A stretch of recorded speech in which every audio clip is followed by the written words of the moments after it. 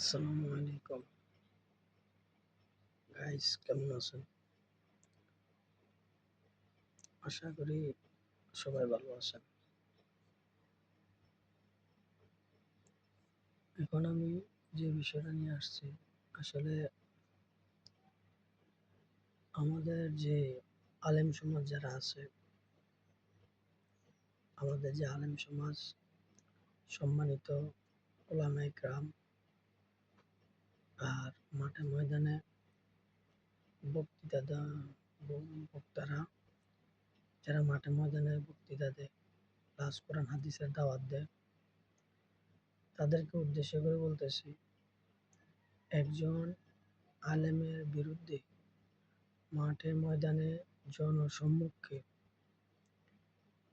বলবেন না, কারণ ওই আলেমকে ছোট করা হয়। আর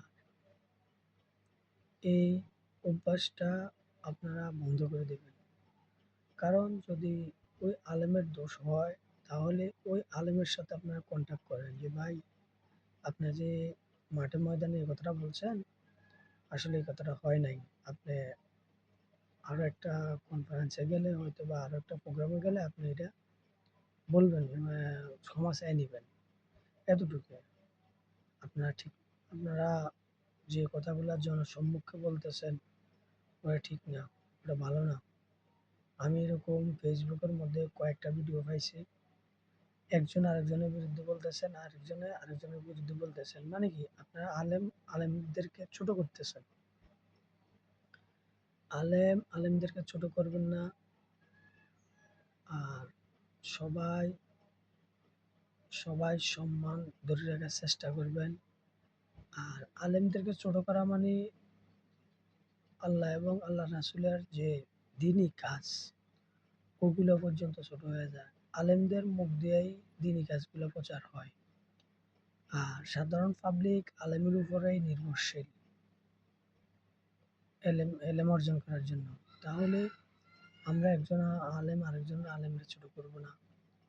ইনশাআল্লাহ, আল্লাহর রহমতে আমি যা বলেছি তার মধ্যে কোনো ভুল হয়ে থাকলে আলেম সমাজ এমনকি সাধারণ জনগণ আমাকে ক্ষমার দৃষ্টিতে দেখবেন। আর আশা করি আমি যা বলেছি তাই সত্যই বলেছি, ভালোই বলেছি।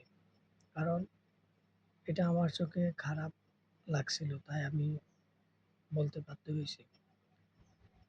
আসসালামু আলাইকুম রহমতুল্লাহি ওয়া বারাকাতুহু। আমার জন্য দোয়া করবেন। আর আমার যে এই ভিডিওটা বেশি বেশি শেয়ার দিবেন। আর যেন প্রত্যেকটা আলেমের কাছে আমার এই ভিডিওটা যায়। আমি চাইবো সকল আলেমরা যেন ঐক্যবদ্ধ হয়, একসাথে হয়, কারো বিরুদ্ধে যেন কেউ না বলে। আমি আশাবাদী। আসসালামু আলাইকুম রহমতুল্লাহ। আমার জন্য দোয়া করবেন।